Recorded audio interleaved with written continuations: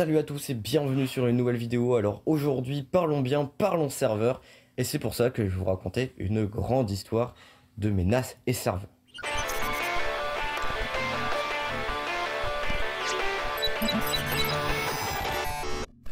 Pour commencer, qu'est-ce que c'est un NAS ou un serveur? Alors un NAS, déjà, ça n'a qu'une seule fonctionnalité, c'est de faire du stockage de réseau. C'est-à-dire votre disque dur que vous avez en USB, au lieu qu'il soit en USB, vous y accédez en fait par l'internet. Et ça c'est la fonction principale d'un NAS, du coup c'est de faire du stockage. On peut y mettre des plugins, y mettre des extensions, mais c'est sa fonction principale. Un serveur c'est quoi pour le coup? C'est quelque chose qui peut faire un NAS, mais pas que. C'est-à-dire on peut l'utiliser pour plein de fonctionnalités. On peut en fait y développer tout ce qu'on veut dessus. Voilà.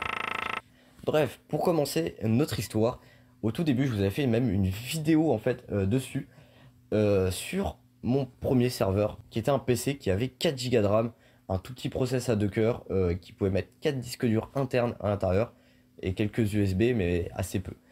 Et bien ce PC au début je le faisais tourner sous Rockstor, Rockstor qui est un système d'exploitation pour NAS, donc pour le coup c'était que un NAS, il faisait que du stockage. Je m'en suis servi pendant 5-6 mois et ensuite j'ai changé parce que je manquais de place, de disque dur, de puissance, de tout en fait. Et je suis passé sur cette bête là qui embarque un i7 de 4ème génération. Alors oui, c'est un peu plus, me direz-vous, mais ça monte à 5 GHz. Il avait seulement 8 Go de RAM. Pour un serveur, c'est pas trop énorme. Je pouvais mettre 6 disques durs à l'intérieur, donc c'était pas mal. J'avais 2 cartes réseau, enfin, il y avait pas mal d'extensions, il était assez complet en général. Et je l'ai fait tourner sous un Windows Server pendant 180 jours, le temps de la licence gratuite en fait. J'ai réussi à faire du stockage sur réseau du coup avec. Alors c'était pratique parce que s'il y a un disque dur qui plantait, en fait, je pouvais tout réparer à partir de mon Mac ou d'un Linux ou de n'importe quelle chose parce que le format de fichier était du INTFS. Donc moi j'étais compatible avec ça un peu partout alors que sur Rockstor, c'était un format de fichier Rockstor en fait Linux, même avec un autre Linux, genre un Linux Mat, j'ai même pas réussi à lire mes listes. Du coup là je tournais sous un Windows Server, ça m'a assez plu mais c'est assez compliqué quand même à comprendre Windows Server. Et du coup en fait, assez peu de temps après, une fois que ma licence fut expirée, j'ai récupéré un gros serveur qui ressemble à ça, hein. Il est juste derrière moi, mais vous verrez pas. Désolé.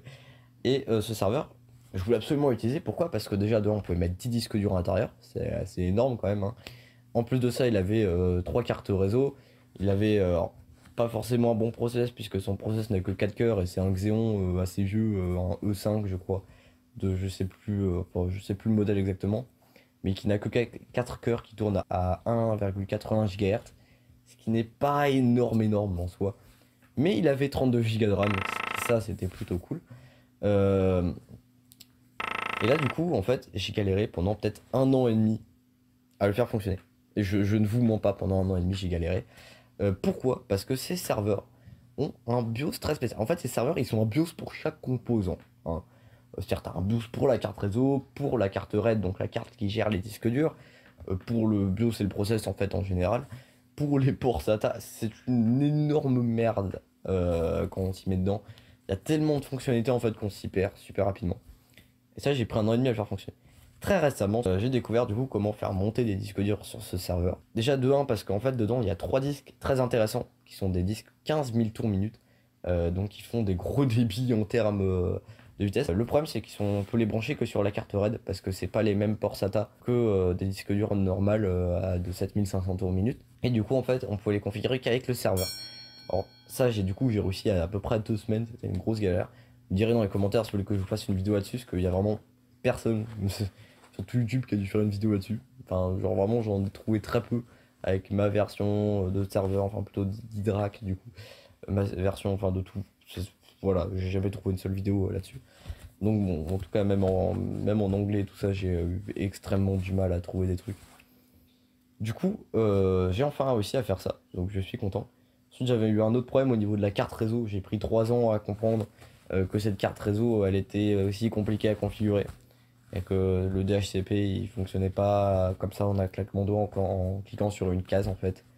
Donc voilà. Bref, j'y suis enfin arrivé. J'ai réussi à mettre un Proxmox du coup dessus. J'ai réussi à y mettre 8 disques durs dedans. Il y en a 2, j'arrive pas à les mettre, je sais pas pourquoi. Ils font tout crash quand je les mets. Et en fait, ce Proxmox, du coup, j'ai réussi à le configurer pour le coup grâce à des tutos et à beaucoup d'aide. Sur lequel, en fait, du coup, j'ai mis TrueNAS Core, sur lequel j'ai installé Nextcloud. Alors, Pour vous expliquer en fait, pour lire un disque sur des serveurs ou des NAS, enfin, on a des disques durs physiques. Avec, on crée des disques durs virtuels. Donc on choisit si on veut du RAID 1, du RAID 0. Je vous ai déjà expliqué dans une autre vidéo ce que c'était le RAID 1, le RAID 0 et tout ça. Donc en fait ça, on le configure déjà de 1 dans le contrôleur RAID du serveur. Donc dans le BIOS, on configure nos disques physiques pour qu'ils aillent vers du virtuel. On leur attribue un nom, une quantité de données, tout ça, etc.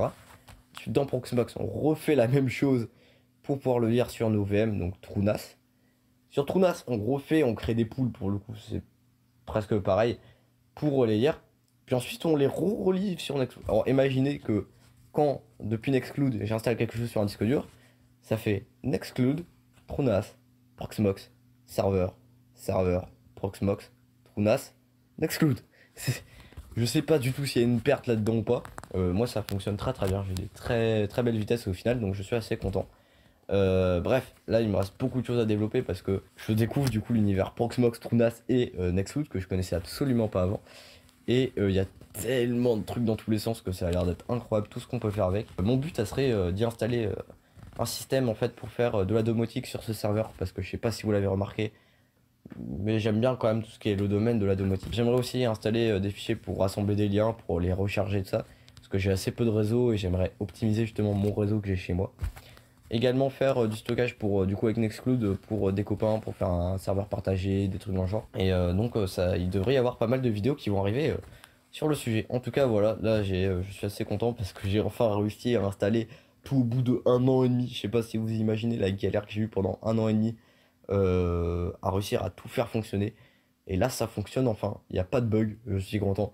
Hein, j'ai pas eu de crash là. Il va y avoir plusieurs vidéos qui vont sûrement arriver grâce au Fab Lab du LP2I. Le Fab Lab que j'ai participé à créer en fait au lycée, donc dans mon lycée, c'est-à-dire au LP2I, c'est-à-dire là.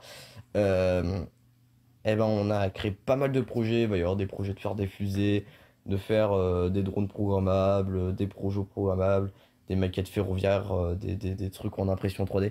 Enfin, il va y avoir des projets dans tous les sens, croyez-moi. Et ça va faire des grosses vidéos, je pense. En fait, j'ai plein de vidéos en non répertoriées sur ma chaîne YouTube que j'aimerais publier. Des vidéos d'explication de trucs par rapport au Fab Lab et tout ça. Et du coup, je pense que je vais les publier. Donc, vous inquiétez pas s'il y a des vidéos une fois toutes les 2 semaines, ça devrait être normal.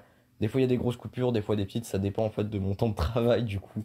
Et du temps que j'ai en fait en général, de l'ambition que j'ai pour mes vidéos. Ça va être la fin de la vidéo. Je vous souhaite une agréable journée. Si vous n'êtes pas abonné, je vous le répète encore une fois, n'hésitez pas à vous abonner. Et bah écoutez, c'était Astral 8 et passez une très bonne journée.